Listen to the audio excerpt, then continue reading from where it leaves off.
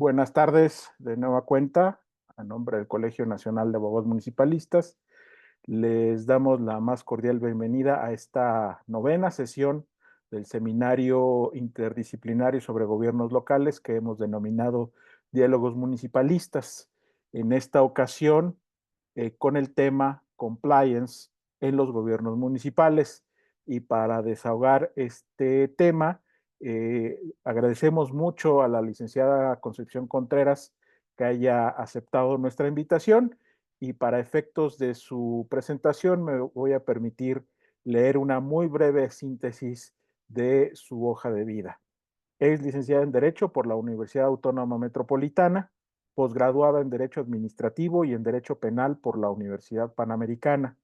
Dentro de la administración pública fue directora de procedimientos administrativos en la Dirección General Jurídica de la Procuraduría Federal de Protección al Ambiente y secretaria particular del director general jurídico de la misma institución.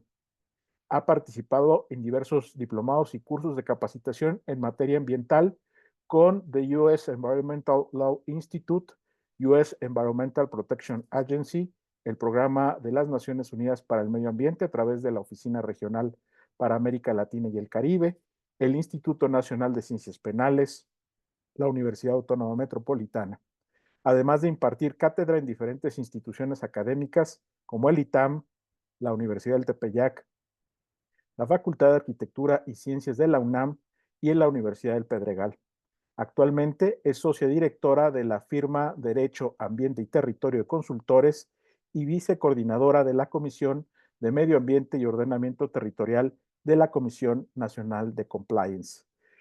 Concepción, de nueva cuenta, muchas gracias por aceptar la invitación para que durante estos minutos puedas enriquecer la discusión sobre los gobiernos locales, ahora desde la perspectiva del compliance, y estoy seguro que será una charla muy ilustrativa para quienes están participando en esta sesión y para quienes en general están interesados en la gestión jurídica de los gobiernos municipales. Bienvenida, esta es tu casa y el micrófono es tuyo. Adelante.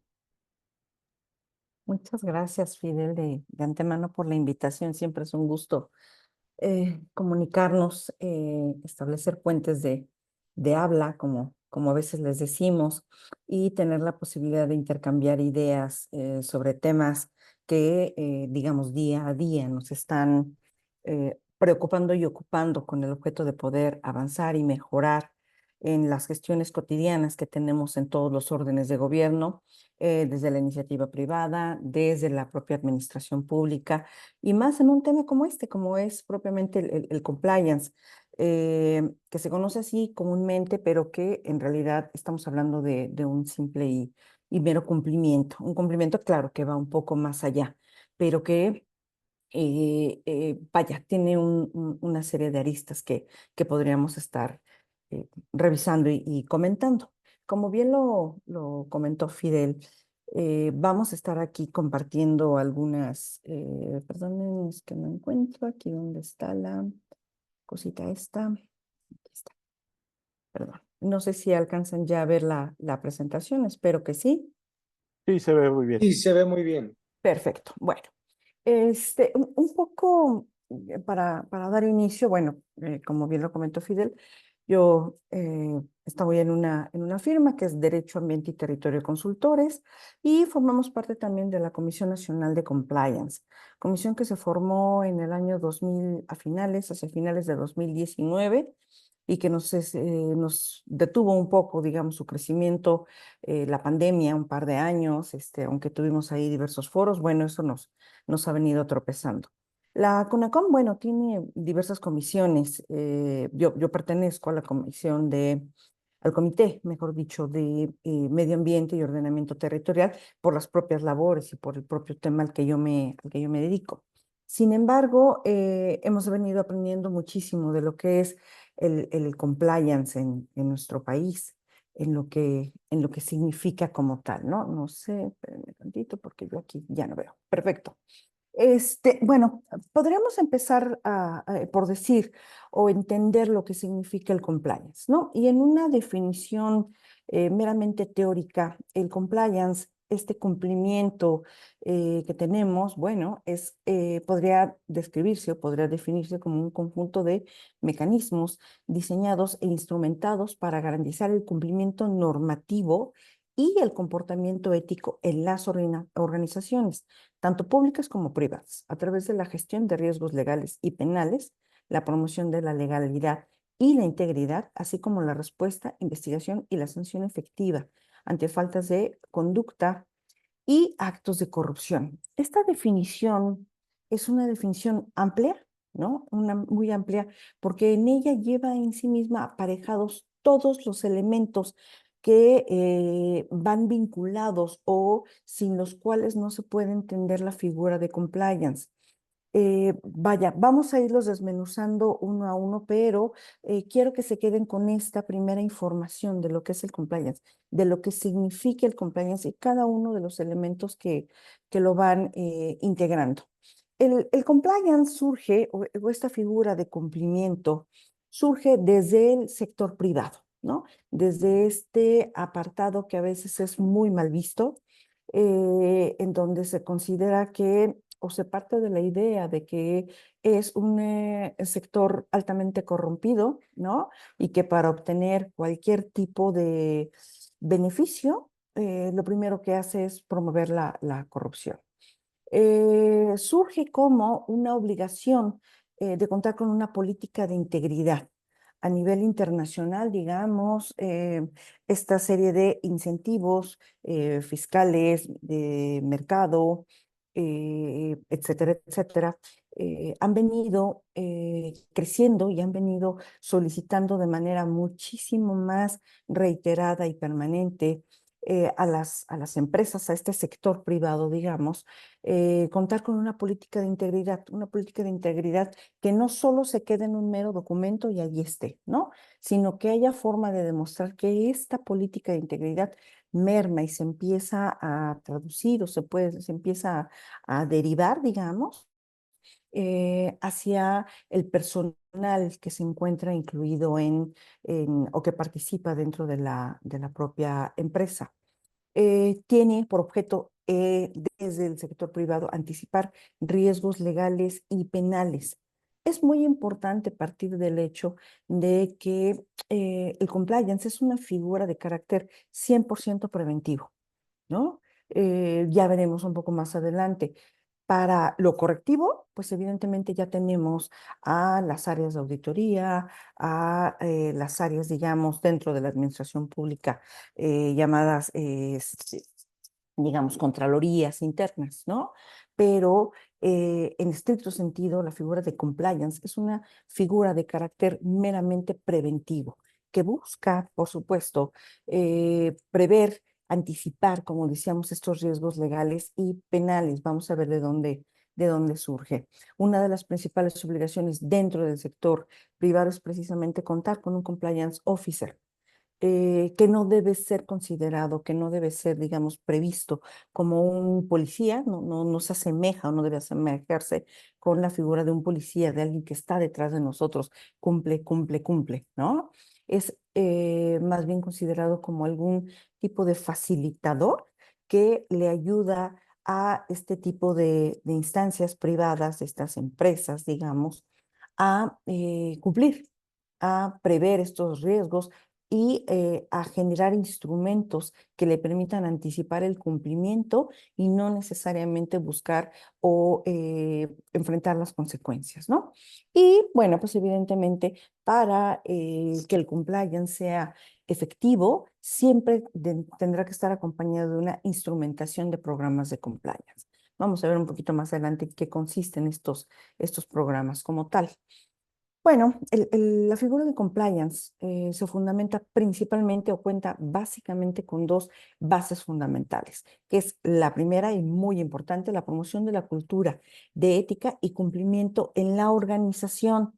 ¿Por qué? Porque evidentemente tiene que, la figura de compliance es buscar la posibilidad de que todos aquellos que participen, se encuentren involucrados en decisiones en el trabajo cotidiano, se encuentren completamente comprometidos con esta figura. ¿Y qué quiero decir con eso? Que el compliance tiene que mermar directamente hacia la ética de las personas y, como decíamos hace un momento, no se puede concebir el compliance como algo necesariamente forzoso. Debe existir esta cultura de la ética al interior y, por supuesto, el convencimiento de lo mismo, el estar 100% convencidos de que tenemos que participar de estos programas. Y por otro lado, como base fundamental, también encontramos la gestión de información clave que permita a la organización tomar decisiones con base en la evaluación de riesgos.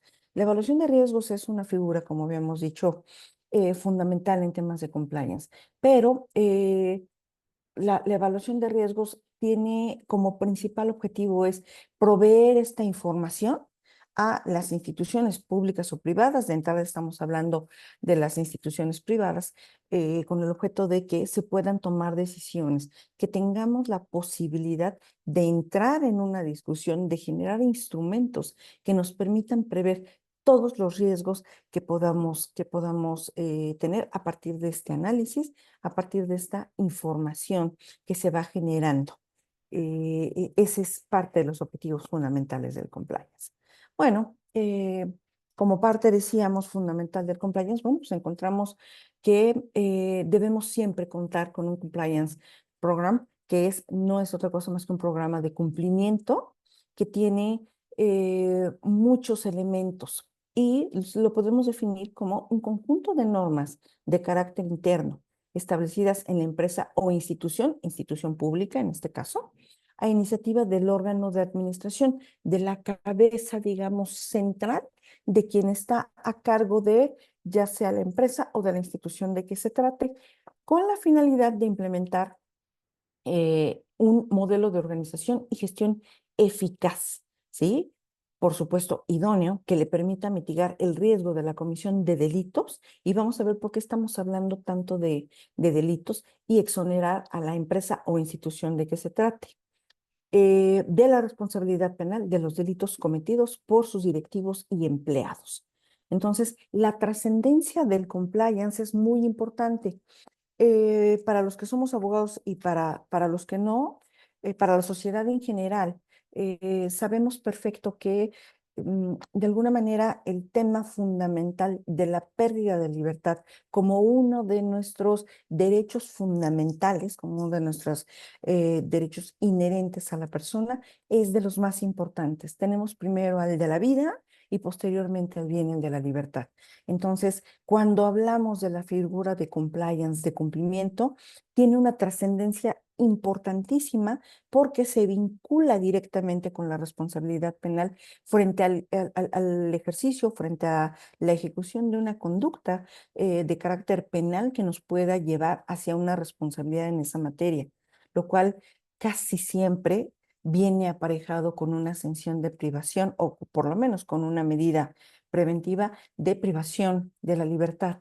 Por lo tanto, es muy importante que podamos pensar en esta figura de compliance como un elemento fundamental para no llegar a estas instancias, para prevenir todos estos riesgos y dar cumplimiento a los mismos a través de qué, a través de este programa de cumplimiento, a través de este compliance program. Evidentemente, cuando hablamos de legalidad, o de marco normativo, no nos referimos o no es exclusivo de un conjunto de leyes, de un conjunto o de un marco jurídico que le aplique únicamente a nuestra actividad, ¿sí? No estamos hablando de leyes, reglamentos, normas oficiales mexicanas únicamente. Estamos hablando también de políticas internas, de compromisos con los clientes. En este caso, reitero, estamos hablando ahora desde el punto de vista eh, privado, digamos, pero ya veremos también en el tema público, ¿no? Compromisos con los clientes, proveedores o terceros y especialmente los códigos éticos que la empresa o institución se haya comprometido a respetar. Pues existen multitud de casos en los que la actuación puede ser legal, pero no ética. Entonces, el compliance va muchísimo más allá de única y exclusivamente contar con un tema de carácter digamos, por llamarle de alguna manera, legal, marco jurídico legal que nos aplique, porque los abogados, cuando llegamos cotidianamente am, a nuestro ámbito de actuación con alguna empresa, con algún cliente, a un cargo público, lo que volteamos a ver es el marco jurídico. ¿Qué es lo que nos aplica en el marco jurídico y qué es lo que no nos aplica? Frente a este escenario, el compliance va muchísimo más allá. Es voltear a ver estos instrumentos adicionales que nos obligan frente a terceros, de entrada frente a nosotros mismos como empresa, como institución pública, y frente a terceros a, digamos, llevar más allá nuestro comportamiento. Llevar más allá, y perdón, ay, mil disculpas. Más allá nuestro cumplimiento a estos códigos, a estos instrumentos adicionales. No nos podemos quedar en el marco jurídico.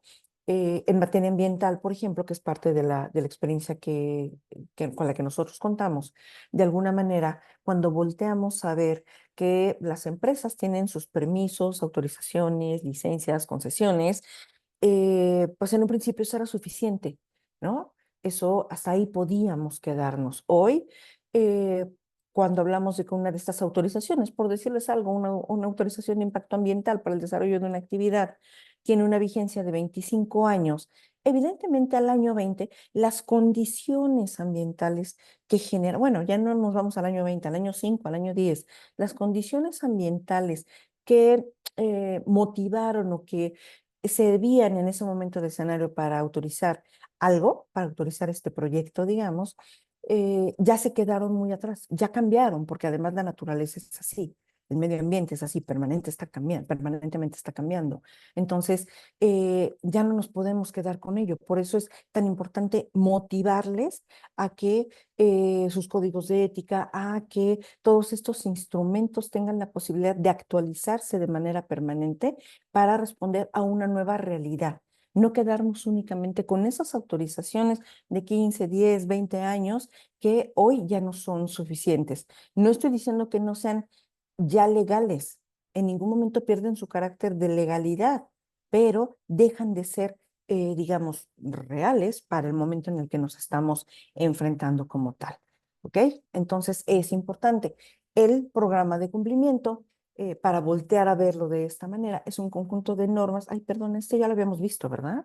No, no sé qué hice. Sí, perdón, mil disculpas. Entonces, hablando de los programas de cumplimiento, estos se reflejan en diversos instrumentos, como ya decíamos, no es solo la parte legal, sino en circulares internas, criterios de actuación, manuales operativos, hasta protocolos unificados para la toma de decisiones. Es importantísimo señalar que estos programas de cumplimiento son parte, perdón, todos estos instrumentos son partes del programa de cumplimiento normativo, pues estas reglas de operación se establecen por escrito y son sujetas a revisión y actualización. Ojo, normalmente cuando una empresa, cuando una institución de carácter público se sujeta a este tipo de instrumentos, tiene que transmitirlo, como ya lo dijimos, hacia todo el personal, hacia todos aquellos que se encuentran involucrados. ¿Y por qué señalo esto? Porque de alguna manera, en el momento en el que esto se hace ya formal dentro de una institución, todos los involucrados están obligados a firmarlo aceptándolos. Entonces, todo esto forman parte del programa de cumplimiento y por lo tanto no se puede negar su contenido. Ah, yo no sabía, híjole, pues ahora sí que con la pena, ¿no? Para que el cumplimiento normativo se encuentre bien desarrollado, es importante partir de 5 conceptos fundamentales. Uno, como ya lo hemos dicho, la identificación de riesgos. Dos, la prevención. Ya lo señalamos también. El compliance no hay de otra. Es meramente o principalmente preventivo, por supuesto. Supervisión de la efectividad de los controles implementados. Ya hemos hablado lo mismo que pasa con las leyes o con el marco normativo. Ahí están, pero si estas no se cumplen, es letra muerta, ¿no? Entonces, aunado a este marco normativo que tenemos, volteamos a ver el programa de compliance y, por supuesto, todos los instrumentos que lo conforman y tenemos que contar con una supervisión para que estemos seguros de que se están cumpliendo como tal. Una resolución, cuando haya algún tema que sea necesario revisar, es necesario contar con una supervisión, perdón, con una resolución a un determinado asunto que se presentó, que se analiza, se estudia y por lo tanto se llega a una decisión a través de una resolución. ¿Para qué? Para solucionar este tipo de situaciones que se presentan, porque bueno, las situaciones cambian permanentemente y la actividad cotidiana nos lleva precisamente a no tener claro qué es lo que puede suceder. Y por último, también es muy importante contar con el asesoramiento y formación continua. Los directivos y trabajadores deben recibir permanentemente la información necesaria para llevar a cabo el trabajo que ellos hacen siempre, cotidianamente, para el que fueron, digamos, contratados y debe estar de acuerdo a la normativa vigente de que se trate, ¿sí? Entonces, es muy importante voltear a ver, perdón, no sé por qué esto se está repitiendo de nueva cuenta, mil disculpas, pero aquí estamos, ¿no? Eh, Cuando hablamos hace un momentito de esta posibilidad de que exista solución a estos problemas, de que alguien esté supervisando el tema del compliance, de la aplicación de estos programas de cumplimiento, pues evidentemente no podemos dejar de lado la figura del compliance officer, que es el oficial de cumplimiento. Este oficial de cumplimiento, como ya lo señalamos en algún otro momento, debe ser un aliado. Todo el mundo le tenemos miedo al auditor, todo el mundo le tenemos miedo al contralor interno de nuestras empresas, de nuestras instituciones de carácter público y más en el sector público, ¿no? Híjole, ya llegó la auditoría, vamos a ver qué nos encuentran, ¿no? Es el oficial de cumplimiento es exactamente la figura contraria. No es, claro, nos va a estar vigilando permanentemente, nos va a estar señalando permanentemente qué es lo que nos falta, qué es lo que tenemos que hacer, pero siempre como un aliado, no con el objeto de sancionar, de generar, digamos, escenarios de pánico en donde la gente tenga incluso miedo para acercarse a él y plantearle alguna situación en la cual tenga duda de cómo resolver. Por lo tanto, parte de las funciones de este oficial de cumplimiento será evidentemente la implementación del programa. Ojo, el programa no necesariamente lo tiene que formular él. El programa se formula a partir de una serie de conocimientos que los directivos tienen y que pueden ser dirigidos por él mismo, pero no necesariamente él lo tiene que formular. Lo que sí es su función es implementarlo, darle seguimiento y control a la efectividad del programa, proponer mejoras o modificaciones, generar reportes periódicos y efectivos respecto del cumplimiento o de la efectividad del programa al órgano de administración, ¿no? Evidentemente. ¿Por qué? Porque es él quien nos va a estar señalando permanentemente si esto es aplicable o no a ello, ¿no? Perdón, aquí ya nada más me quedé con una duda. Tenemos 60 minutos, 70 minutos, no me acuerdo cuánto quedamos. Disculpen. Sí, Concepción, digo, si necesitas un poco más, no tenemos ningún problema. Ok, Tómate el tiempo que consideres necesario para la no, hombre. exposición. No me dejen hablar porque si no me voy a quedar hasta las 9, entonces no me lo permitan. Ok, muchas gracias, Fidel.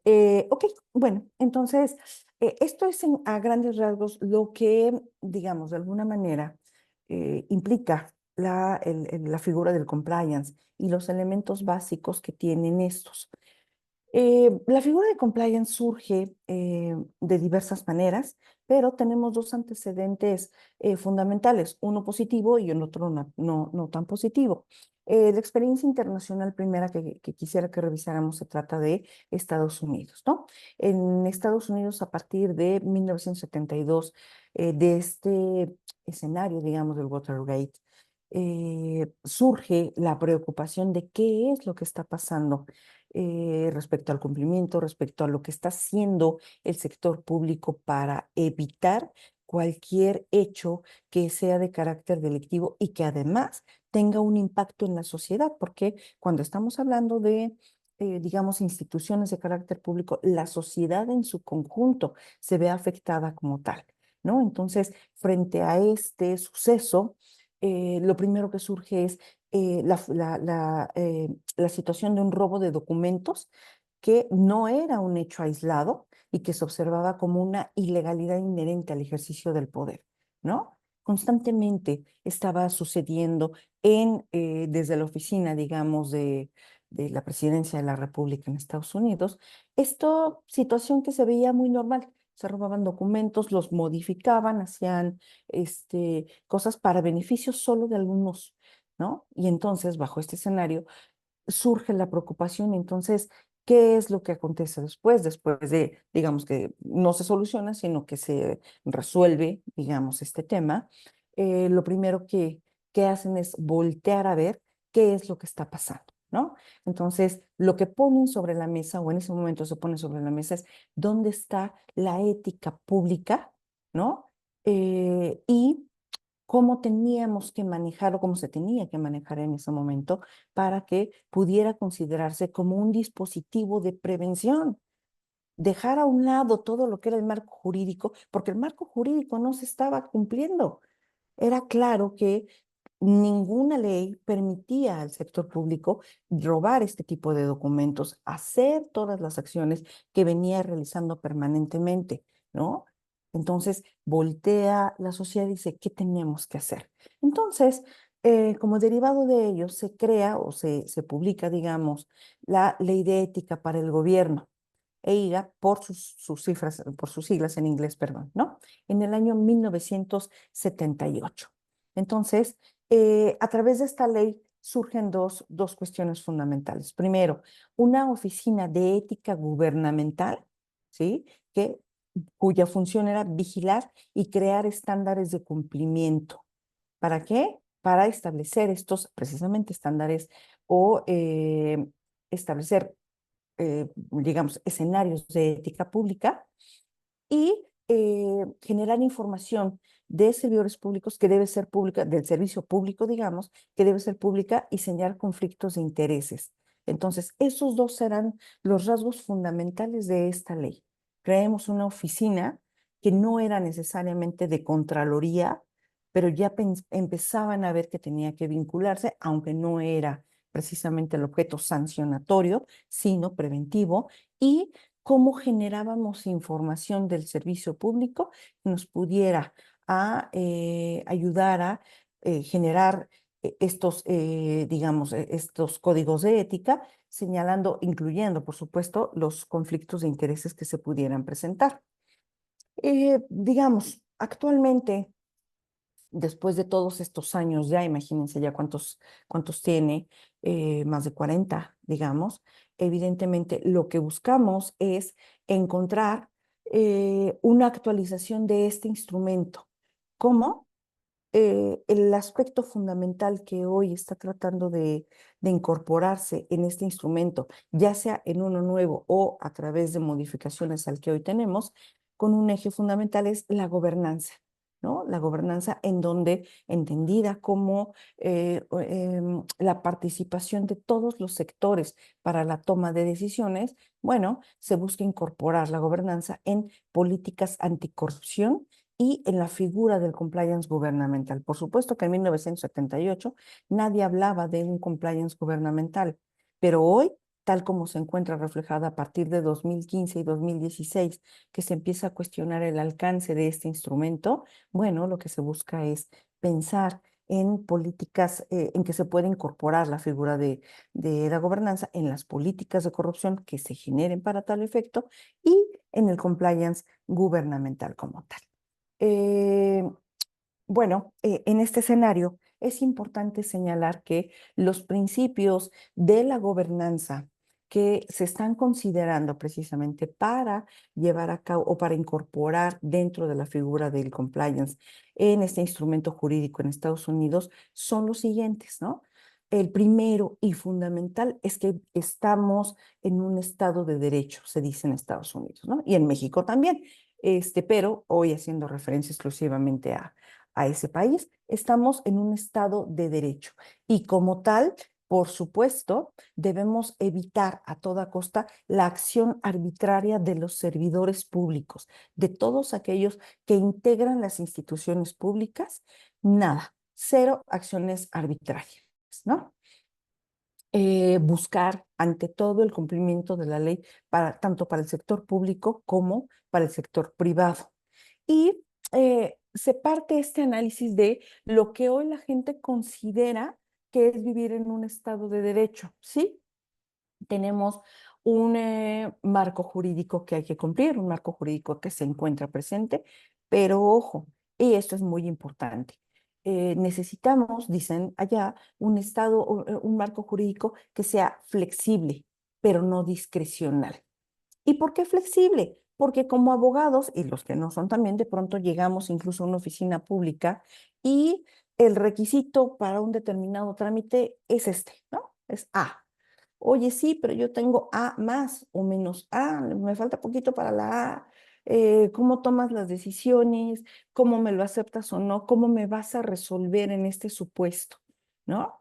Entonces, lo que estamos buscando es contar con instrumentos legales, dicen ellos, que puedan permitirle al servidor público tener esa flexibilidad de actuación, no así discrecional. Porque cuando hablamos de atribuciones discrecionales, de la posibilidad de que las autoridades actúen de manera discrecional, entonces le estamos dando apertura al 100 a estos servidores públicos de tal manera que ellos puedan resolver como quieran sin dar una justificación como tal, ¿no? Sin voltear a ver el sustento legal. ¿Por qué? Porque la atribución es tan amplia que yo puedo resolver en un caso sí y en un caso no, bajo digamos, circunstancias parecidas. Entonces es muy importante.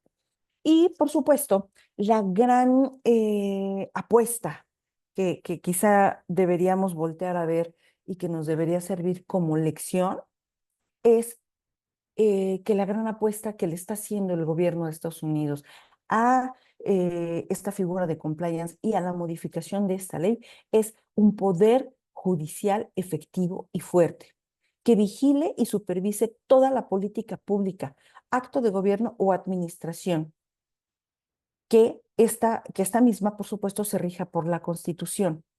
Entonces, si le suena conocido a algo a lo que estamos enfrentando hoy día, deberíamos voltear a ver por qué necesitamos este poder judicial fuerte, más allá de que no entremos hoy en ninguna discusión. Del otro lado, frente a estos escenarios de cumplimiento extra que estamos buscando para evitar temas de corrupción, tema de, digamos, actuación ilegal por parte de las autoridades, el único contrapeso que podemos tener es un poder judicial que le permita vaya, controlar la actuación del sector público. Digo, no porque ellos no sean sector público, sino del servidor público que tiene enfrente toma de decisiones como tal. Entonces, es muy importante y esto es lo que actualmente digamos, el gobierno de Estados Unidos está apostándole hacia donde vaya. El segundo principio de la gobernanza para poder vincularlo con el compliance o con este cumplimiento es la transparencia o apertura del gobierno, ¿sí? Desde dos ámbitos. Este es el primero que vamos a ver. Es el acceso a información sobre la actividad gubernamental y los procesos decisorios en la toma de decisiones. ¿Cómo estás decidiendo qué proyecto sí funciona o no? ¿Cómo estás decidiendo cómo estás usando los recursos? ¿Cómo estás decidiendo qué leyes pueden o no funcionar o no? ¿Cómo estás decidiendo, no? Eh, Uno de los aspectos fundamentales que están buscando es la creación de un sitio web que se vincule directamente con el gasto público. ¿En qué estás gastando? ¿Sí? ¿En qué estás gastando? Y, sin embargo, una de las cosas a la que le están apostando, o hay dos aristas aquí, es, bueno, ok, le abres la información a toda la población. Hay en parte, como en su momento lo hizo Barack Obama, de pensar que la población, la sociedad, es, digamos, gente completamente informada, que al abrir la información, eh, estos datos, mejor dicho, que al abrir los datos, tenga la capacidad de procesarlos. Pero hay un sector importante que dice, es que la sociedad no tiene la capacidad de procesar toda esta información. ¿Qué vamos a hacer con ellos? ¿no? Entonces es de las cosas en las que todavía no logran ponerse de acuerdo para ver la amplitud de esta apertura de datos de gasto público, específicamente en gasto público. ¿Ok? Uno de los aspectos fundamentales que quieren plasmar en esta ley es esto que señalan ellos. Integrity is doing the right thing when no one is watching. ¿Qué quiere decir? Integridad es hacer las cosas bien, las cosas correctas, aunque nadie nos esté observando. ¿Cómo trasladamos esto al sector público? ¿Cómo lo trasladamos en un instrumento legal? Esos son de los retos que se están incorporando. Y por supuesto, en este caso, para el tema de transparencia y apertura o apertura del gobierno, es el tema de seguridad pública y nacional. ¿Cómo le hacemos para trasladar esta apertura de información para allá? Eh, Otro aspecto fundamental como principio de la gobernanza es el de la transparencia, ¿ok? ¿Cómo rendimos cuentas? Que es distinto al anterior de en qué estás gastando. Hoy es, ya te lo gastaste, quiero saber si te lo gastaste bien, ¿no? ¿Qué quiere decir? Responder por la responsabilidad conferida. Yo te di dinero, aquí están mis impuestos, ¿cómo hiciste el gasto público? ¿Realmente se fue hacia los programas que señalaste que iban a estar? ¿Realmente lograste el objetivo? Vamos viendo, ¿ok? Por supuesto, transparencia en procesos de contratación. ¿Qué hiciste? ¿Cómo los hiciste? ¿A través de quién? ¿No? Toda esta información que es muy importante y que hoy en muchos otros países, incluyendo el nuestro o principalmente el nuestro, no tenemos una claridad.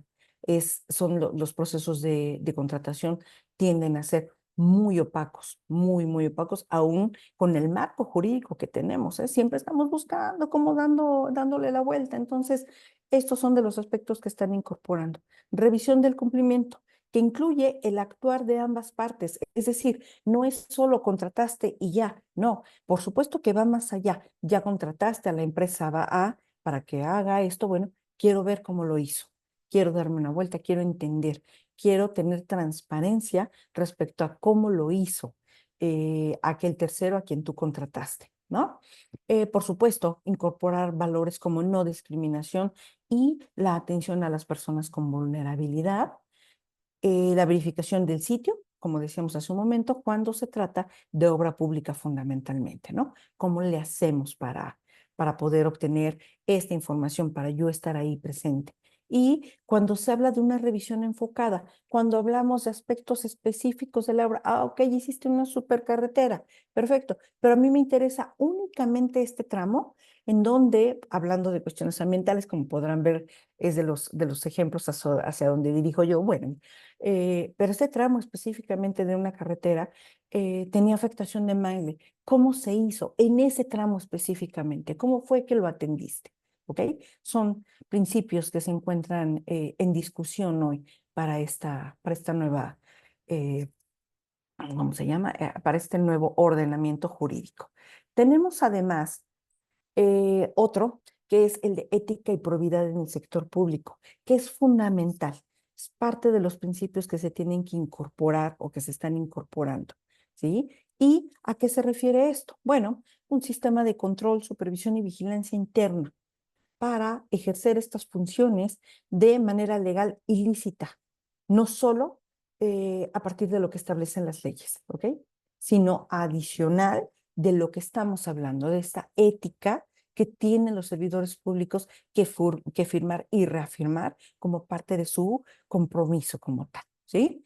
Eh, Parte de la ética y probidad, evidentemente, es partir del principio del servicio público es para el bien común, o de lo contrario, no es servicio público, no se puede catalogar como servicio alguno, ¿ok? Se busca que cada una de las instancias puedan contar con una con una guía de evaluación del compliance corporativo, y esto es fundamental, ¿no? No es solo tener tu programa de compliance, sino esta guía de evaluación, ¿sí? Y que esta guía vaya, de alguna manera, vaya vinculándose específicamente con principios que se orienten a los fiscales. Ustedes saben que la figura del fiscal en Estados Unidos es sumamente importante, ¿no? Y ver cómo se relaciona el fiscal, en respecto a las empresas o instituciones del sector público y y con otros gobiernos, digamos, que tienen relación directa cuando se trata de un asunto específico que hay que atender. Entonces es muy importante considerar todos estos elementos como un cuarto principio de la gobernanza. Estos cuatro principios, como les decía yo, se están, digamos, de alguna manera constituyendo, ¿no? Para lograr precisamente incorporarlos en el instrumento jurídico que se está modificando o en uno nuevo. Esperemos pronto tener buenas noticias que ya se esté, digamos, llevando a cabo y podamos retomar muchas cosas de estas que ya están aquí, que ya por lo menos en la discusión se encuentran presentes, ¿no? Y bueno, retomando una segunda experiencia internacional, tenemos la que constituye en España, que pues lamentablemente hasta ahora no ha podido avanzar mucho, pero que está tratando de trabajar al respecto, ¿sí? ¿A través de qué? Digamos, esta experiencia de este país sí va o surge a partir de unas disposiciones de carácter penal, ¿sí? Entre el año 2010 y 2015 se generaron modificaciones al Código Penal de España, en donde se establece que contar con un programa de compliance implica adoptar estas medidas efectivas para prevenir, detectar y responder adecuadamente con objetividad e imparcialidad ante conductas inadecuadas de cualquiera de los individuos que integran una organización. Eso ya se encuentra previsto. ¿Por qué? Porque forma parte de algún atenuante para esta responsabilidad de carácter penal, ¿ok? Que estamos diciendo, bueno, si se cometió alguna infracción, alguna conducta, mejor dicho, que tiene, digamos, repercusiones de carácter penal, bueno, pues sí, vamos a hacerlo, pero evidentemente tenemos que partir primero de si se cumple con el hecho de que se tenga un programa de compliance como tal, ¿sí? También se ha buscado con este tipo de experiencias que dentro de este país, vaya, se han quedado un poco más atrás. Estas oficinas de prevención y lucha contra la corrupción, una de ellas se encuentra en Valencia, vaya, no es propiamente concebida como una figura de compliance, pero está ahí prevista, ¿sí? Y tenemos también en otros sitios como Madrid, Cataluña, Galicia, una oficina antifraude. Pero ha tratado de que se voltee a ver como les decía yo, como de alguna manera algún tipo de oficinas de carácter preventivo, pero han terminado siendo oficinas más de carácter sancionatorio, más de auditorías, más de contralorías internas como las conocemos nosotros. No han tenido tan buenos resultados.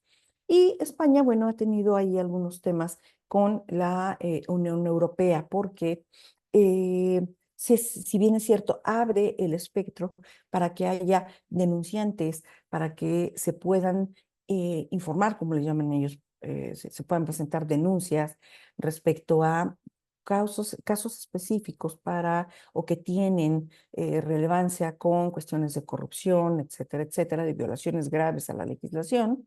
Lo que le dice la Unión Europea a España y ha tenido diversos llamamientos es, sí, tienes estas oficinas, pero lo cierto es que no tienes ninguna posibilidad de resguardo o de protección a estos informantes, a estos denunciantes.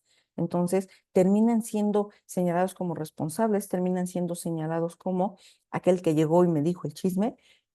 ¿Por qué? Porque no tienen forma porque el poder económico, digamos, va por encima de ellos. Entonces, es muy importante.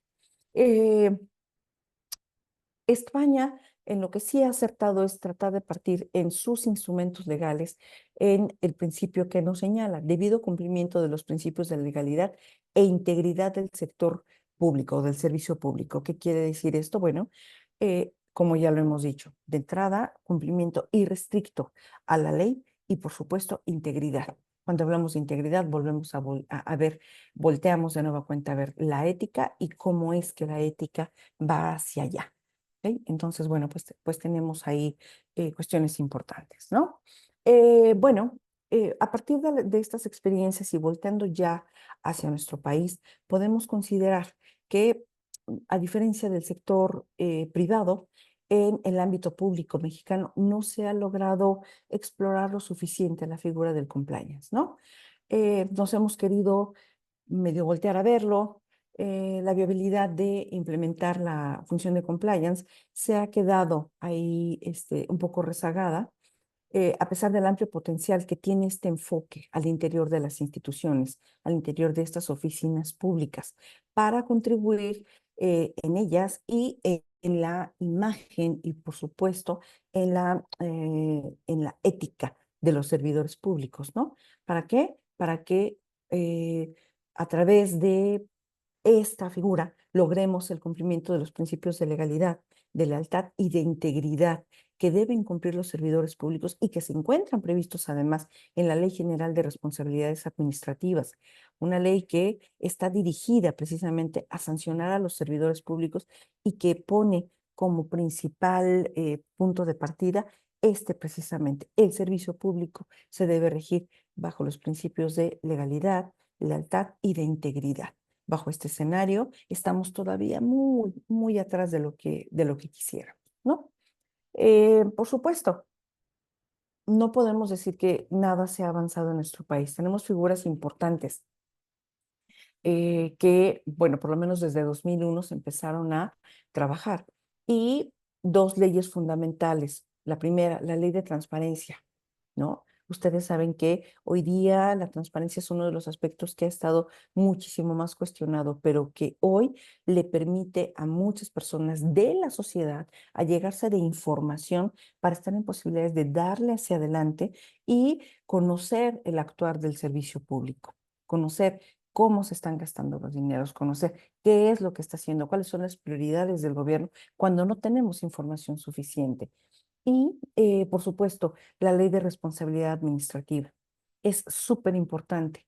Y, por supuesto, además, la creación de instituciones como el INAI, por supuesto, ¿no? Que reitero, hoy ha sido ampliamente cuestionado, pero que tiene su razón de ser y que evidentemente, si volteamos a ver y si queremos ser un país en donde lo que principalmente eh, se pueda observar es la falta de corrupción y la gran cantidad de transparencia, bueno, tendríamos que estar lejos de dejar a un lado al INAI, reforzándolo con otras, digamos, atribuciones un poquito más duras, ¿no?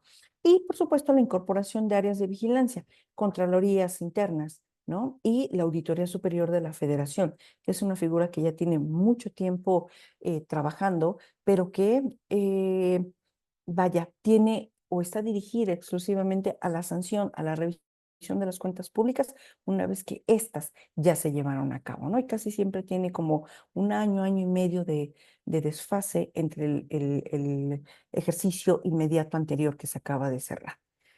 Eh, y como decíamos, pues lamentablemente hasta ahora no encontramos ningún mecanismo de carácter preventivo que se pueda, digamos, incorporar o que se pueda resaltar respecto a la experiencia en México. Hay dos autores que se han dedicado permanentemente a estudiar lo que pueda suceder en nuestro país, que es Carlos Requena y Carlos Miguel Gómez. A través de ellos se ha obtenido mucha información para precisamente el tema de el compliance en México, ¿no? Y lo que ellos nos dicen es, lo primero que tenemos que hacer para lograr estas áreas de cumplimiento, para poder incorporar, crear nuestros programas de cumplimiento, contar con un oficial de cumplimiento, es precisamente detectar estas áreas del sector público que se pueden considerar prioritarias y críticas y que es urgente además que puedan adoptar estas medidas de compliance. Y ellos hacen referencia a tres específicamente. Uno, la afectación directa a las personas y sus derechos fundamentales, ¿no? Dos, las áreas que ponen en riesgo la seguridad nacional. Y tres, las áreas que afectan al sistema financiero de manera directa.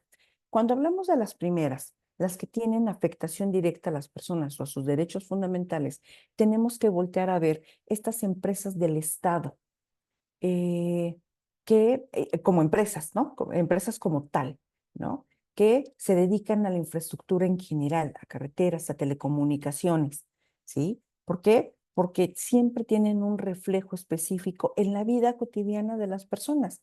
Esa es la verdad. Y por otro lado, por supuesto, el tema de las Fuerzas Armadas, lo que hoy conocemos como la Secretaría de Marina, la Secretaría de Defensa, la Guardia Nacional, las Fiscalías General de la República y las Generales de Justicia. ¿Por qué? Porque sí tienen un impacto directo en las personas y sus derechos fundamentales. Entonces, es las primeras instancias a las que tendremos que estar volteando a ver para decir, genera tu programa de cumplimiento. Vale la pena que lo tengan, ¿no? Nos evitaríamos muchos temas, además, ¿no?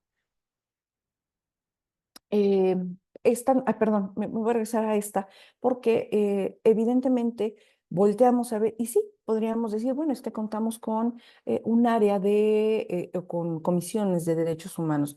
Volvemos al punto. Estas instancias no son de carácter preventivo y además son entes externos que responden siempre hacia una queja de alguien que levantó la mano y dijo, oye, es que aquí estás vulnerando mis derechos, Estado. Y entonces actúa en consecuencia la Comisión de Derechos Humanos, pero las instancias internas que se puedan vincular con el compliance, evidentemente tienen carácter preventivo y se forman o se integran dentro mismo de las propias instituciones, ¿ok? Vamos con el segundo. Entonces, hablamos de aquellos de este sector que pone en riesgo la seguridad nacional. Y es muy importante. Otra vez hablamos de las Fuerzas Armadas, pero desde el punto de vista de seguridad nacional, frente a un ataque exterior que nos lleve a una vulneración, digamos, de nuestra soberanía, ¿ok? La primera es respecto a los particulares y la segunda es respecto a la soberanía de nuestro país. Principalmente en sectores aduaneros, el petrolero y de migración. Son tres apartados fundamentales de los cuales tendríamos que estar ya trabajando en temas de compliance. Vigilancia en las vías de comunicación e instalaciones estratégicas, sumamente importante. ¿Cuántos casos hemos escuchado, hemos visto que no se quiso detener frente a un retén una determinada persona, una familia, y terminaron asesinados, ¿no? Por la respuesta de las Fuerzas Armadas. Entonces, temas como estos se pueden abordar desde la CONACOM. Sabemos que las Fuerzas Armadas tienen sus códigos de ética, etcétera, etcétera, pero muchas veces estos no alcanzan a cubrir el compliance, digamos, está observando, lo que el compliance quiere llevar a cabo.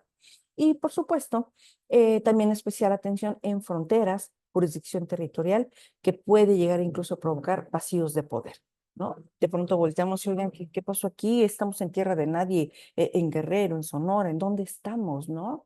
Eh, entonces, ahí es donde tendríamos también un área de oportunidad sumamente importante, ¿sí?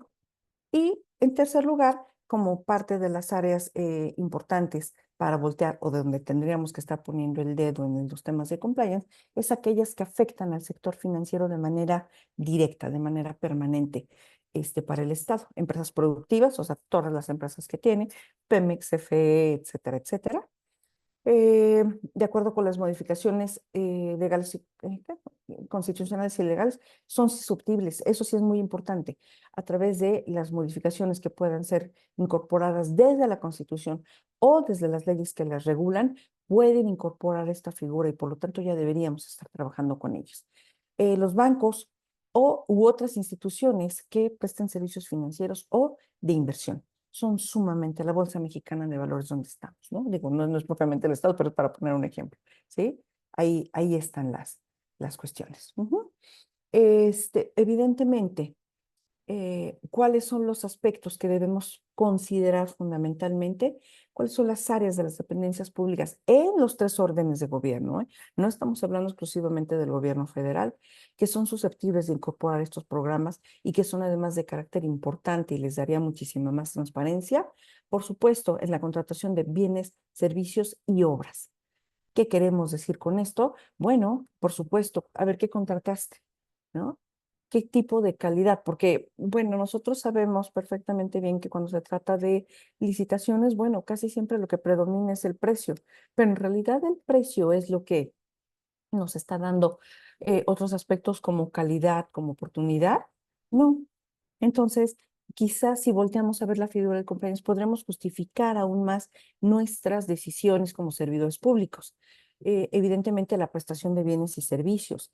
¿Por qué? Porque ahí se presta mucho a la corrupción. ¿En dónde? Suministro eléctrico, agua potable, canasta básica, todas estas prebendas, todos estos apoyos sociales que el sector público, que el Estado mexicano otorga a la población, es francamente susceptible a corrupción, ¿no?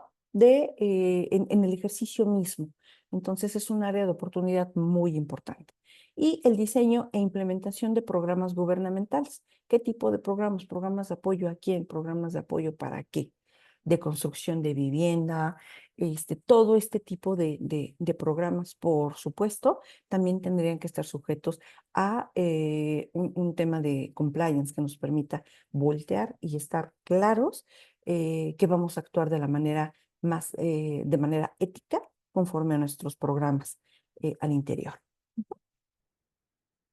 Bueno, ¿cuáles son las herramientas de las que puede echar mano nuestro sector público al respecto? Bueno, pues evidentemente los oficiales de cumplimiento. Ya lo hemos revisado, pero reiteramos, el oficial de cumplimiento no es ningún enemigo, es exactamente lo contrario, es venirme a decir cómo lo hacemos y cuáles son.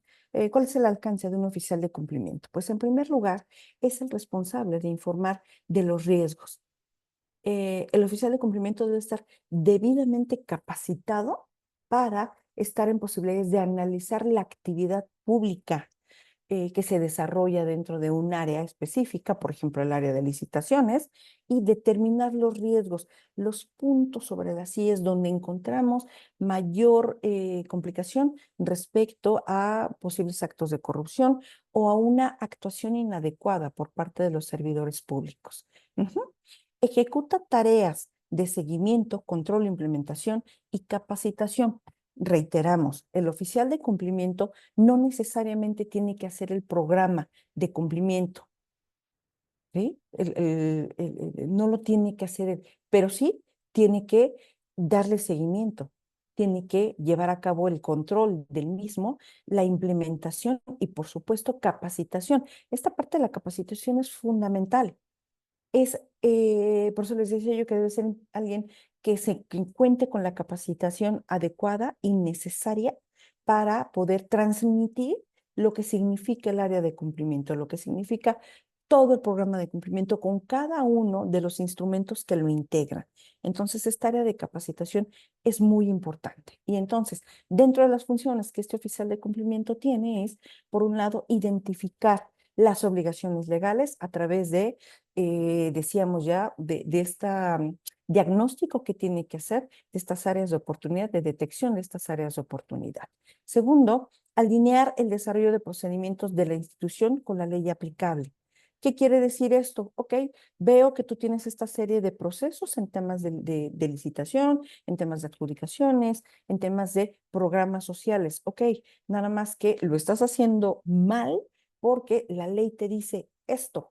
¿Sí? Y de aquí no te puedes mover. Reiteramos, una cosa es la flexibilidad y otra cosa es la posibilidad de que pueda, digamos, actuar la administración pública como quiera, ¿no? Entonces, es muy importante tomar en consideración esto, la identificación de estas obligaciones legales y, por supuesto, una vez identificadas, analizar los procedimientos, los procesos que se llevan al interior de estas instancias públicas para revisar si estos están acorde y entonces hacer los ajustes correspondientes. Por supuesto, decíamos la parte de la capacitación, ya sea que él mismo lo capacite o esta persona que capacite, que lleva a cabo las funciones de oficial de cumplimiento, capacite o coordine la capacitación y dé soporte principalmente de cómo hacer frente a una situación. Puede llegar cualquier servidor público y decirle, oye, se me presenta este tema. Llegó esta persona, me está pidiendo esto, que se puede, pero que no está previsto en la ley de esta manera, o me está ofreciendo un apoyo para el municipio, aparentemente, sin que yo se relacione o se vincule directamente con el otorgamiento de su uso de suelo, por decir algo, ¿no? ¿Cómo le hacemos? ¿Se lo aceptamos? ¿No se lo aceptamos? ¿Cómo hacemos para poder atender esta situación? O ya lo hice, ¿cómo le hago? ¿no? Entonces, ¿se comete o no una infracción en una toma de decisiones? ¿Se comete o no una violación a la legislación? ¿O se podría cometer hablándolo en futuro? ¿Ok? Entonces, es muy importante esta función del compliance officer, en donde le otorga los suficientes elementos para dar soporte a una decisión frente a una situación determinada. Informa, por supuesto, de cualquier posible incumplimiento y lo informa al área superior, ¿no? Al área que tiene que estar atenta, al área que tiene que estar 100% enterada de lo que está sucediendo, e implementa medidas y controles para conocer los riesgos legales.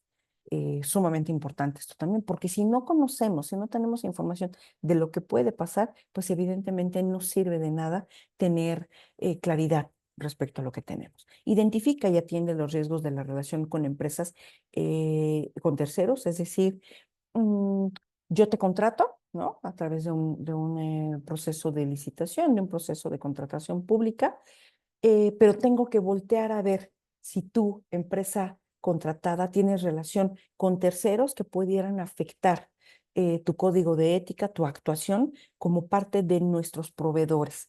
Esa es una parte muy importante también, que hay que voltear a ver. No es solo, yo te contraté, ya vi que sí lo tienes, no, vamos a ver el historial que tiene la propia empresa. De igual manera, monitorea el funcionamiento del sistema de prevención. Decimos de nueva cuenta, hoy es importantísimo contar con sistemas de carácter preventivo para lograrlo. ¿Ok? Y bueno, respecto al oficial del cumplimiento, en muchos casos digamos, se ha querido pensar que pueden formar parte del órgano interno de control. eh, no es lo recomendable, aunque puede funcionar. Si no tenemos recursos para crear una nueva área o para esto, al interior sí se podría generar una pequeña área de compliance, en donde tengamos la posibilidad de llevar a cabo todas estas medidas. No es lo deseable porque dijimos ya, el órgano interno de control evidentemente tiene una función más de carácter sancionatoria, más una vez que ya pasó, más como de auditor, ¿ok? Para eso tendríamos que buscar mecanismos de cómo garantizar su independencia. A ver si formo parte del órgano interno de control, pero mi trabajo es otro, aquí es otro, ¿no? O reformar las áreas de órgano interno de control, de auditoría, que dejen de lado su función exclusivamente punitiva, sancionadora, y que volteen a ver el área, digamos, preventiva, ¿no? Claro, dotándoles de todas las atribuciones a través de instrumentos jurídicos, porque dentro de la administración pública nadie puede hacer algo para lo cual no esté debidamente facultado. Entonces, sí es necesario que estas atribuciones se encuentren dentro de un instrumento legal que les dé soporte como tal. ¿Ok? La siguiente herramienta, que es de carácter sumamente importante, es el programa de cumplimiento, ¿sí?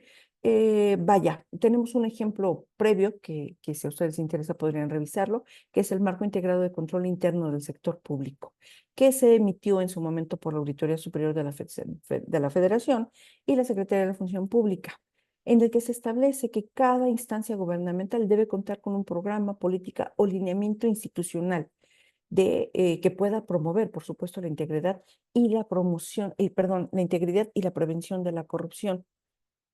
No sé cuántas instancias públicas lo tengan, pero yo en las que conozco, no, no hasta ahora.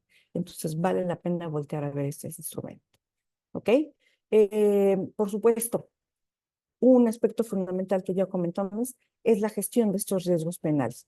Políticas internas de prevención delictiva. ¿Por qué? Porque evidentemente en México surge este boom, digamos, o no surge, retoma un boom importante el tema del compliance a partir de las reformas al Código Penal Federal, en donde para las empresas, por supuesto, se señalaba que el responsable directo, por supuesto, perdón, se incorpora la responsabilidad de las personas morales. Y bajo este escenario, por supuesto, podrían decirme, bueno, pues es para las personas morales, las personas privadas. No, ya se han estado analizando supuestos en donde estas disposiciones de responsabilidad para las personas morales se puedan, por analogía, incorporarse o señalarse también hacia las entidades públicas, ¿sí?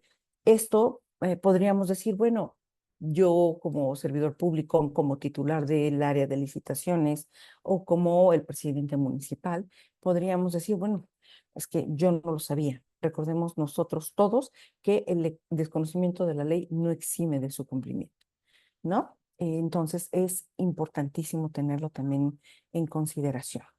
Perdónenme. ¿Sí?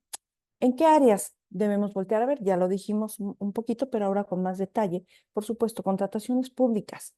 Eh, Deber de informarse sobre las condiciones de la persona o institución contratada. Ya lo habíamos señalado también, su trayectoria, especialmente en el tema de obras y servicios públicos.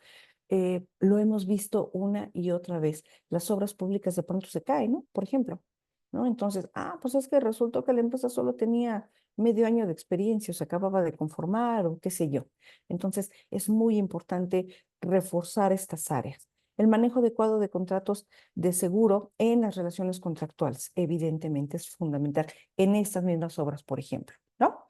Y este es fundamental, las cuales deben contar con un protocolo de prevención delictiva, que estén sujetas a estos programas de compliance. Si no, tendremos que voltear tendremos que empezar a desconfiar un poco de ellas, ¿no? Responsabilidad medioambiental, tanto de la parte de la institución como de quien va a llevar a cabo la obra o la actividad de que se trate. Cuando se trate de proyectos conjuntos con otras empresas, subcontratadas, bueno, por supuesto que también tendríamos que voltear a ver la responsabilidad ambiental, medioambiental de ellas. Derechos humanos, ¿no? ¿Cómo los estamos trasladando? ¿De qué se trata? Si cuenta con políticas, decíamos, de eh, equidad de género, etcétera, etcétera. También evaluación, análisis e identificación de riesgos penales en la administración y gobierno de la institución gubernamental. Revisión periódica de focos de riesgo por actividad delincuencial, por supuesto. Ese es súper importante, súper, súper importante. Diseños objetivos de auténticos códigos de conducta plasmados por escrito. Decíamos, no se vale que alguien lo hizo una vez y dijo, sí, ya lo tenemos, sí, qué padre. No, todo el mundo tiene que estar sumamente enterados dentro de estos, por supuesto, debe existir un sistema de detección de conductas de incumplimiento de sus reglas. Y todo el mundo tiene que firmarlo, todo el mundo tiene que darse por enterado y todo el mundo debe saber que para estar trabajando en ese sitio debe cumplir con ese código de ética. Ujú. Un poco para cerrar al respecto, es importantísimo, e importantísimo partir del hecho de que hoy el compliance, estos sistemas de cumplimiento ya no tienen marcha atrás. Cada vez son más y más y más los espacios en donde tienen que estar presentes. Desde el punto de vista del sector privado, por ejemplo, para temas de préstamos, por ejemplo, con bancos, temas de desarrollos, de posibilidades de desarrollo de proyectos, cada vez están más presentes. ¿Por qué? Porque es un tema que tiene cada vez más impacto. Si está vinculado con derechos humanos, si está vinculado con prevención de riesgos, por supuesto que hoy es mucho más claro que antes que tenemos que contar con uno. Es importante, por supuesto, también innovar en el tema de compliance. Estos son a grandes rasgos lo que hoy se conoce de compliance, pero es muy importante voltear a ver al interior de cada una de nuestras instancias públicas y determinar en dónde sí y en dónde no nos aplica el tema de compliance y en dónde sí innovar hacia dónde vamos a ir. Y si hay otras áreas que no están un poco previstas en donde lo que acabamos de mencionar, voltear a ver, no, aquí hay un riesgo, aquí podría presentarse algo, ¿no? Incorporarlas, innovar en el tema del compliance. No dejar de legislar también es un aspecto fundamental, ¿sí? Tener muy claro dentro de nuestras legislaciones en dónde se aplican los temas de compliance, cómo vamos a poder regular el tema de los programas de compliance y los del oficial de cumplimiento también. Recuerden, necesitamos que tenga atribuciones para poder actuar. ¿Ok? Y reitero, no estoy hablando de aquel policía que nos puede venir aquí a complicar, que nos puede venir a señalar. Hay que darle hacia vuelta cómo podemos actualizar nuestra legislación al respecto. Y, por supuesto, programas de certificación. ¿Por qué no buscar? también una posibilidad de un programa de certificación para instancias públicas que tenga premiecito, que tenga posibilidades de crecer, de que tenga mayor eh, posibilidad de inversión. Cuando tenga estos programas de cumplimiento, cuando se observe que hay una clara intención por parte de las autoridades involucradas, de todos aquellos que se encuentran dentro del municipio, de poder precisamente contar con una pequeña certificación. Oye, ahí está, ¿no? Y que venga la inversión, porque si hay algo que importa desde el sector privado es precisamente esa posibilidad de tener eh, certeza de cómo se están haciendo las cosas, de que no haya corrupción. Claro, esto también va aparejado de sistemas de gestión de procedimientos administrativos al interior del municipio, es decir, lleva aparejadas muchísimas cosas, pero de entrada, tratar de innovar con el tema de compliance es sumamente importante. Entonces, bueno, yo hasta aquí dejaría mis reflexiones, mis comentarios y bueno, estoy a sus órdenes para lo que necesite. Dejamos de compartir. Muchas gracias, Concepción, por tu presentación. Como siguiente punto, abriríamos un espacio de preguntas y respuestas. Quienes deseen tomar la palabra, les agradecería que nos lo hagan saber a través de las reacciones que están al pie de la pantalla.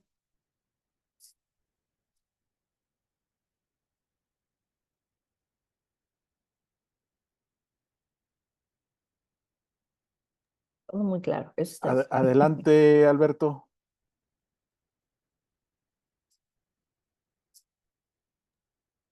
Ya, eh, Conce, bueno, yo estuve un tiempo en la Secretaría de la Función Pública, ahí en México, en Surgente Sur, y escuchándote me recordabas los conceptos de control interno. ¿Esto es el nuevo control interno? ¿Es una evolución? ¿Es diferente? ¿O dónde? Porque me encontré muchos elementos comunes, pero es, ¿qué es el compliance respecto del control interno? La diferencia fundamental y principal es que el compliance es preventivo siempre. Las contralorías internas siempre responden a, vengo a hacerte una auditoría de cómo lo hiciste ya. El compliance es revisar desde antes cómo lo estás haciendo para que podamos prevenir riesgos. Y entonces yo te diga, por ahí no te vayas. Eso no es lo que establece la ley. Mejoremos este procedimiento aquí, incorporemos estos valores a nuestros servidores públicos. Esa es la principal diferencia. Claro, tienen muchos puntos comunes porque se trata de cumplimiento de ley, de cumplimiento de instrumentos, pero fundamentalmente la diferencia es el carácter preventivo que siempre tiene el compliance, ¿no? El compliance no se tiene que ver como el enemigo, como muchas veces es la Contraloría, como muchas veces es el área de auditoría que, híjole, ya me llegó, corran todos a taponear expedientes y a ver cómo le hacemos para corregirlos, ¿no? Que te lleva 2 meses solventar estas observaciones, etcétera, etcétera. El compliance precisamente está buscando exactamente el escenario contrario, el escenario en donde, oye, no, a ver, espérame, pues si lo que te estoy diciendo es que todo esto lo tenemos que evitar para que no llegues hasta este riesgo.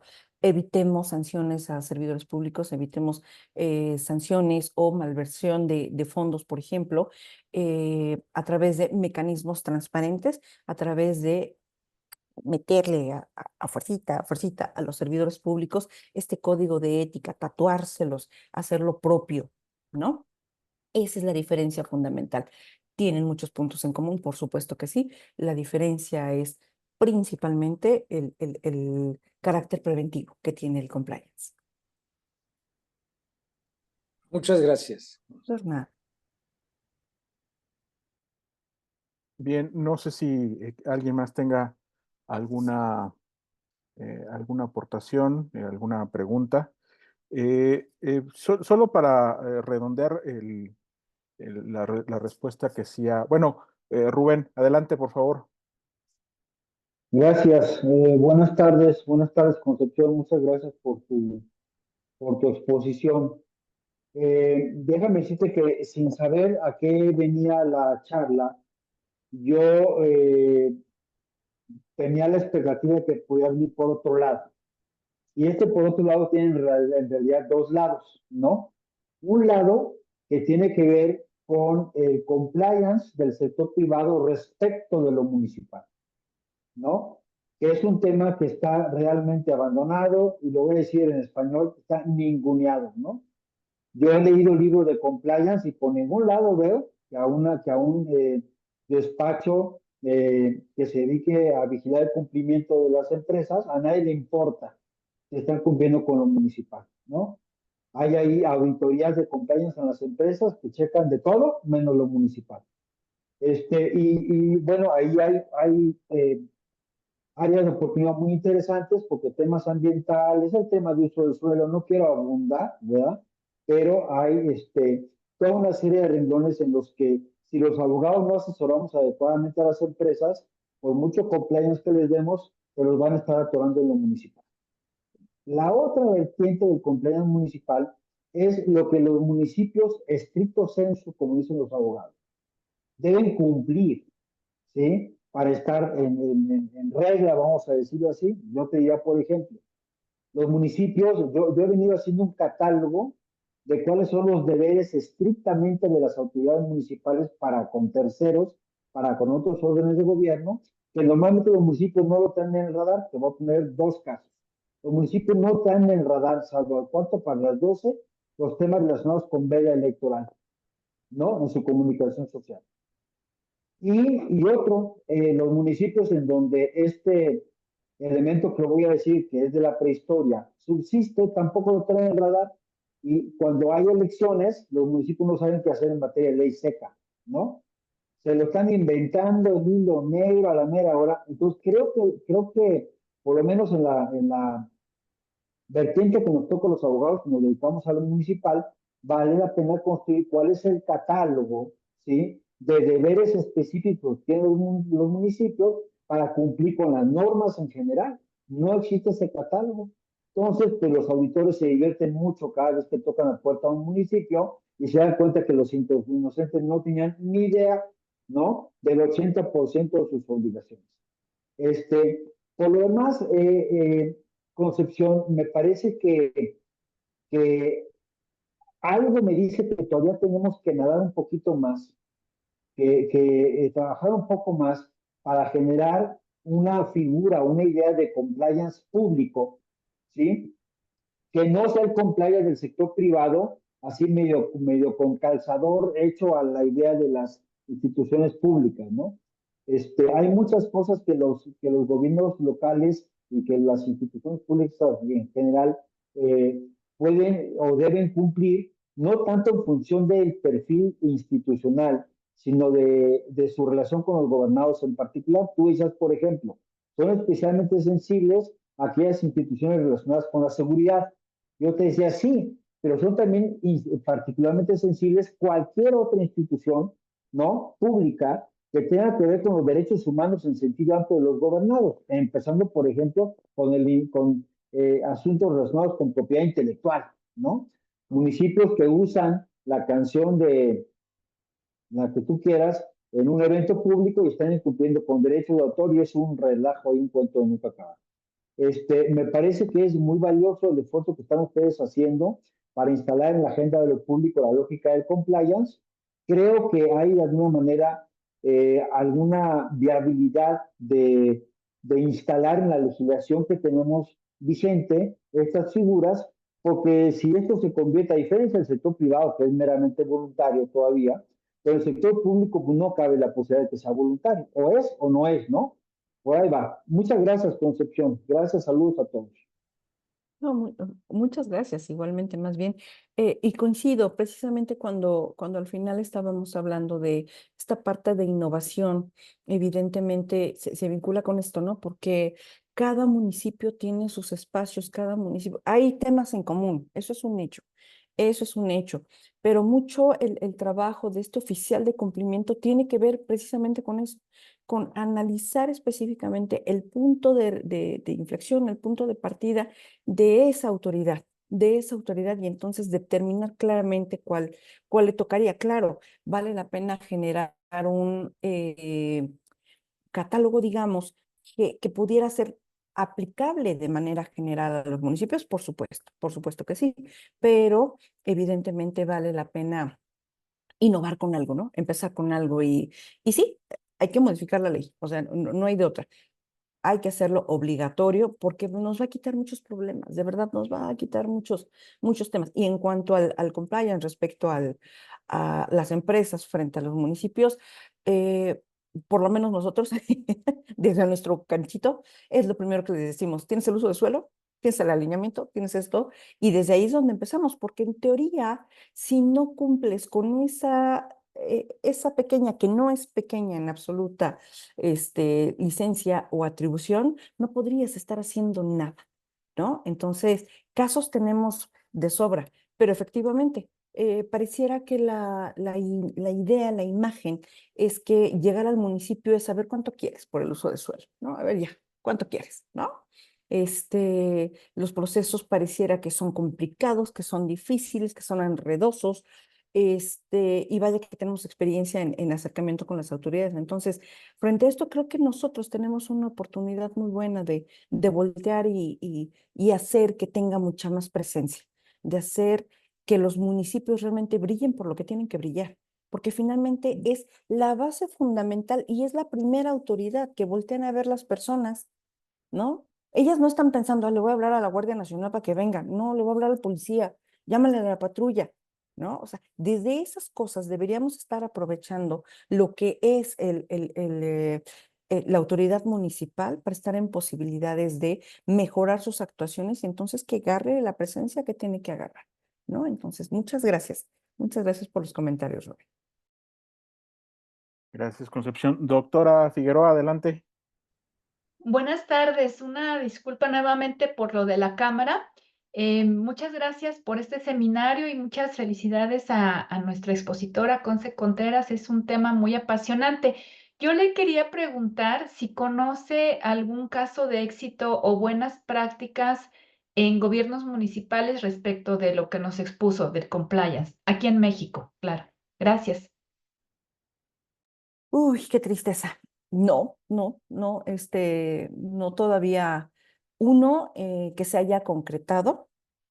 Eh, Creo que muchos municipios, me tocó trabajar hace algún tiempo con 4 municipios del Estado de México que lamentablemente dejaron su proceso a la mitad a través del Instituto de Investigaciones Sociales de la UNAM para generar, que no era en ese momento propiamente temas de compliance, pero era para mejorar instrumentos de transparencia frente a la gestión municipal en trámites y servicios.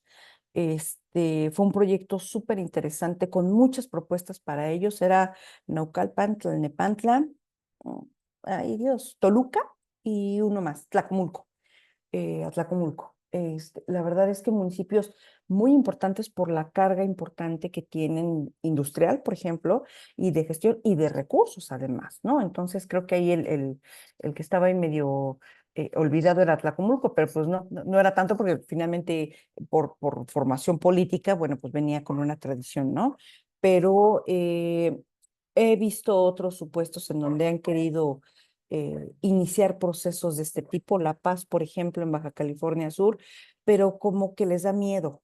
Les da miedo porque al final de los días transparentar, a la larga pueden decir, híjole, me va a salir contraproducente, ¿no? Lamentablemente es el miedo a abrir y a decir, no, cuando debería ser al revés, ¿no? Yo lo abro vía el compliance y entonces ya tengo identificado qué es lo que me falta, qué es lo que tengo, cuáles son mis áreas de oportunidad, ¿no? Entonces, vaya, intenciones he visto muchas, pero lamentablemente se quedan en eso, porque ya cuando como que la ven en serio dicen, ay no, mejor no. Les falta como el compromiso de, híjole, sí, cuando debería ser un legado que debería quedarse hacia futuro, ¿no? Porque finalmente, y más en los espacios municipales que son de apenas 3 años, híjole, no nos da tiempo de nada. Entonces, apostarle al futuro debería ser muy bueno, pero no, he visto casos en donde han querido empezar, pero lamentablemente la mala noticia es que hoy no tenemos ninguno tan transparente como quisiéramos, tan en procesos, digamos, de compliance. Perdón. Muchas gracias, Concepción. Voy a leer un mensaje que nos pone Nadia Ceballos en el chat.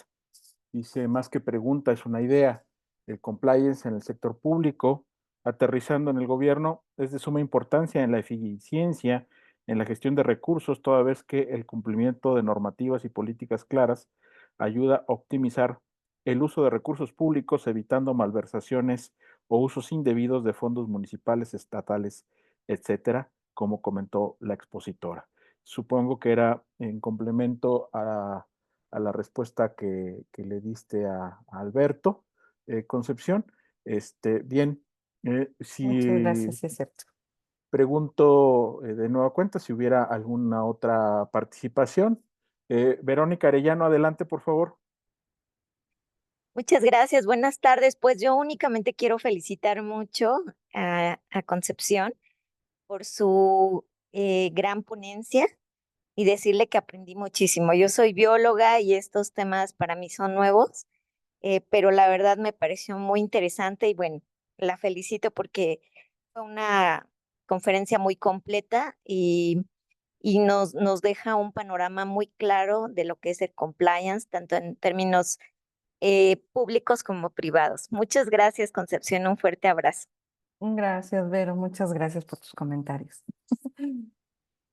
Muchas gracias, Verónica. Y bueno, creo que esto también del comentario de Verónica nos ayuda a reforzar la idea de que este semanario es justamente interdisciplinario, que abra un espacio de diálogo entre los profesionales del derecho y entre las otras disciplinas del conocimiento para justamente generar estos puentes que nos permitan producir, reflexionar y producir respuestas a los retos que enfrentan los gobiernos municipales, que es nuestro principal objetivo, al menos hablando desde el Colegio Nacional de Abogados Municipalistas. Si no hay ninguna otra intervención, Concepción, te reiteramos nuestro agradecimiento y ya nada más, por último, me voy a permitir dar lectura al reconocimiento que te estaremos haciendo llegar con motivo de tu participación en este seminario, mismo que al que le doy lectura. Con el Colegio Nacional de Abogados Municipalistas otorga el presente reconocimiento a Concepción Contreras Morales por su destacada ponencia Compliance en los Gobiernos Municipales, impartida en Diálogos Municipalistas, Seminario Interdisciplinario sobre Gobiernos Locales. Ciudad de México, 16 de julio de 2024, y firma el de la voz, Fidel García Granados, presidente del colegio. Con esto damos por terminada esta sesión. Les Muchas reiteramos gracias. nuestro agradecimiento, particularmente a Concepción, por haber sido nuestra ponente en esta sesión. Y el próximo mes tendremos una nueva sesión. El tema ahora será recaudación del impuesto predial, así que creo que será del interés de varios de los presentes y de quienes nos pudieron acompañar también. Por Muy buenas supuesto. gracias, muy Muchas buenas gracias. tardes, muchas gracias y hasta la próxima. Gracias a ustedes. Gusto en saludarles, que estén muy bien. Hasta pronto. Gracias. Muchas Chao. gracias. Hasta Hasta luego. pronto. Bye.